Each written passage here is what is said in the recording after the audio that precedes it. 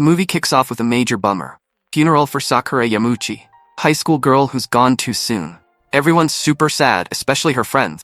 But guess who's missing? Haruki Shiga. Instead of mourning, Haruki wakes up, grabs his phone, and sees his last text to Sakura. I want to eat your pancreas. Cue the flashback. So, we see Haruki and Sakura at the library, putting books away. Haruki notices Sakura messed up the book codes and tells her to double check. Out of nowhere, Sakura starts chatting about a TV show where eating someone's organ supposedly heals you if your own is sick. Then she playfully shoves Haruki against the wall, grinning, and says she wants to eat his pancreas. Classic Sakura move. Next thing we know, Haruki's in a hospital waiting room. He spots a tiny book on the floor, picks it up, and starts reading. It's a diary, and the writer's talking about having just a few years left because of pancreas disease. Boom! Sakura appears, saying the diary's hers and that her pancreas is failing. He calls her diary, Living with Dying. Haruki's reaction? Chill vibes only, which makes Sakura laugh it off. Later, Sakura catches up with Haruki on the street and insists it's just a coincidence. Haruki tries to dodge her, but Sakura chases him down. She asks him to keep her illness a secret, and he agrees, hoping to avoid her from now on. But Sakura's not done. A few weeks later, she starts working at the library and drags Haruki out for dinner. They hit up a yakiniku place where Sakura talks about a belief that eating someone makes their soul live on in you. She's cool with him eating her pancreas, but Haruki's like, nah, your soul would be a total hassle. During their meal, Haruki reveals he's not into people, and people aren't into him. Sakura gets mad, saying she does care about him, which is why she invited him out. On their way home, they spot a jerk bullying an old woman over a stain on his clothes because he ran her over with his bike. Haruki suggests they just walk away, but Sakura rushes over, kicks the jerk in the groin, and makes everyone laugh. Haruki's just standing there, unfazed. Sakura grabs his hand, and they bolt as the cops arrive. They stop at a cafe where Sakura asks for Haruki's phone number. Back at his place, Haruki gets a text from Sakura saying thanks for the day and hoping they can stay friends till the end. At school, Sakura's friends grill her about the dinner with Haruki, saying he's way too cool for her. Meanwhile, Haruki's classmate, Issei Miyata, offers him gum and asks what's up with Sakura. Haruki just says it was a fluke. In class, the class president, Takahiro, who's basically the king of the school, gives Sakura a special CD from her fave band. Later at the library, Sakura asks Haruki to join her on a bucket list adventure. He's like, no way, but she convinces him. They end up at a cafe called Paradise, talking about their love lives. Haruki admits he's never had a relationship, while Sakura says she recently broke up with someone. Kyoko and her crew show up, and Kyoko asks if Sakura and Haruki are dating. Before Sakura can answer, Kyoko's friend says they have to go, so the convo gets cut short. In the afternoon, Haruki and Sakura head to the beach. Haruki asks if she's really dying and if she still wants a boyfriend. Sakura confirms both, and then asks if he can help her find a boyfriend. Haruki's like, huh? Sakura advises him to hang out with people more and less with books. The next day at school, Issei asks Haruki about his relationship with Sakura. Kyoko interrupts, telling Miyata to take out the trash and Haruki to clean up. Sakura, thinking things are going well, teases Haruki from across the room. During summer break, Sakura asks Haruki to join her on a train trip to a place she wants to visit before she dies. Haruki's surprised her parents are cool with this. But Sakura says she told them she's going with Kyoko, just like Haruki told his parents he was having a sleepover. Sakura opens her diary and asks for Haruki's full name, but the show keeps it on the down low. So Haruki and Sakura land in Hakata for their vacay. There's a booking fail, and they end up having to share a room. The hotel upgrades them to a fancier spot as a consolation prize. In their swanky new room, Sakura's super excited and nervous about sharing a bed with Haruki, but Haruki's like, nah, I'll crash on the sofa. When Sakura asks Haruki to grab her face wash from her bag while she's in the bath, he's shocked by the weird stuff in her bag but grabs the face wash without peeking. After their baths, Sakura offers Haruki a drink she bought, which he realizes is alcohol.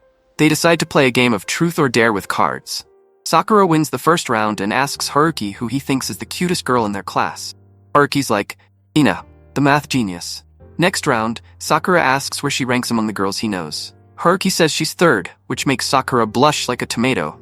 Haruki wins a round and asks about Sakura's childhood. She says she was a bit of a troublemaker. Haruki's questions start to feel like a boring interview, asking about her strengths and weaknesses. Sakura's like, yawn. When Sakura wins the next round, she gives Haruki a choice. Truth, he has to tell her 3 things he finds cute about her. Or dare, he has to carry her to bed. Haruki picks dare, carries Sakura, and she turns bright red. In the final round, Sakura wins again and asks Haruki what he'd do if she was really scared of dying. Haruki suddenly remembers seeing some shady stuff in her bag earlier and hesitates. He then switches to dare, and Sakura asks him to sleep in the bed with her. The next morning, Kyoko calls Sakura, grilling her for lying to her parents. Kyoko's stunned to find out Sakura is with Haruki and warns him that if he hurts Sakura, she'll make him regret it. On the way home, Sakura asks Haruki if he'd be up for another trip in winter. Haruki, surprising her, says he enjoyed this trip and is down for another one. Back home, Haruki's eagerly waiting for Sakura to text him while buried in his books. After the break, Kyoko confronts him, asking what Sakura means to him.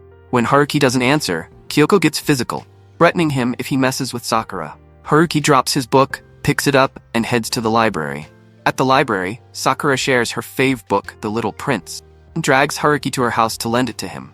Instead of just borrowing the book, they end up gaming and chatting. Sakura then asks if Haruki wants her to be his girlfriend, but he awkwardly declines. As he stands up to grab the book, Sakura suddenly hugs him and jokes about wanting to do naughty things with someone who isn't her boyfriend. When she moves in to kiss him, she stops, laughs, and says she was just kidding. Haruki, feeling super awkward, pushes her onto the bed and holds her arms. Seeing her scared and crying, he realizes he messed up and bolts. On his way home, Haruki runs into Takahiro, who's Sakura's ex, and is like, "Why is Sakura into you?" Takahiro gets aggressive and punches Haruki in the face. Sakura arrives, rushes to Haruki, and tells Takahiro she hates him. Takahiro storms off, and Haruki tells Sakura she deserves someone who truly cares about her. Sakura insists their meeting wasn't a coincidence and believes their choices brought them together. She apologizes and invites Haruki back to her house to get the book. Over the next few days, they tick off items from Sakura's bucket list. But then reality hits. Sakura has to go back to the hospital. Haruki visits her there, and when he opens the door, finds Sakura dancing, which embarrasses her. They chat and play cards as usual. Sakura suggests one last round of truth or dare. Haruki wins and asks Sakura what living means to her. After a moment, Sakura says, living is about having connections with others. It's the relationships that make life worth living. Haruki thanks her for everything she's taught him. Sakura hugs him for real this time, wanting to feel that human connection. Kyoko storms in and gets super mad at Haruki. Sakura, quick on her feet, hugs Kyoko to give Haruki a chance to sneak out like a ninja. The next day, Sakura tells Haruki her hospital stay got extended by 2 more weeks and asks him to visit again. That night, Sakura takes Haruki to a hill near the hospital. As they're chilling there, Haruki's still confused but super worried about her health. He tells her he really wants her to stay alive. Sakura, all touched, says she feels lucky to have someone who cares so much.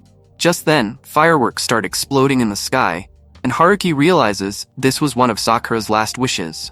They share a sweet hug under the fireworks, like a scene straight out of a rom-com. To make up for stressing Haruki out, Sakura promises that once she's out of the hospital, he can take her to the beach. At home, Haruki's mom notices he's all smiley and assumes he's got a girlfriend. Haruki's like, "Nah, mom," even though he's totally in his feelings. When Sakura finally gets out of the hospital, Haruki heads to a cafe to meet her. On his way, he bumps into Miyata, who offers him gum again. This time, Haruki's like, "Sure, why not?" and takes it. At the cafe, Haruki and Sakura exchange emails. He sends her a text saying, "I want to eat your pancreas." Classic Haruki. But she doesn't show up. After waiting forever, Haruki goes home, only to find out at dinner that a high school girl was found collapsed on the road and has died. It's Sakura. Heartbroken, Haruki collapses on the stairs at home, unable to handle the news. After the funeral, Haruki visits Sakura's house and tells her mom he knew about her illness, and the diary titled, Living with Dying.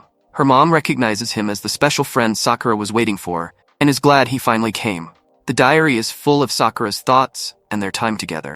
It ends with her being discharged from the hospital. Her mom shows Haruki a farewell letter tucked in the back of the diary. In it, Sakura didn't use his name because she felt it wasn't needed. She mentioned she was interested in him before they even met and felt their bond was unique. She wrote that, even though she sometimes felt in love with him, their connection was beyond just love or friendship. Sakura wondered if Haruki avoided using her name because he was afraid of getting close and losing her.